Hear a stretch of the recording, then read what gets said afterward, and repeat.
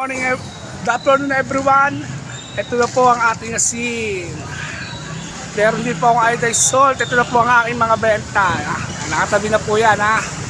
Siyempre meron tayo 5 pisong na angite, may 10 pisong na angite, at may 20 pesos na angite, at may 30 pesos na angite.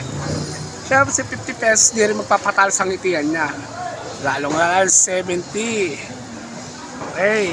Andito po ako ngayon sa kanto ng De La Paz. Ay kita niyo po, ang oras po ngayon alas 2 at wala pa pong katao-tao.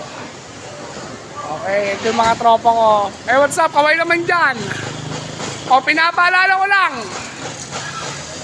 Dito po kayo sa De La Paz. Okay po.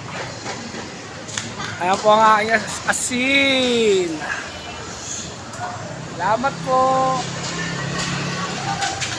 Hey!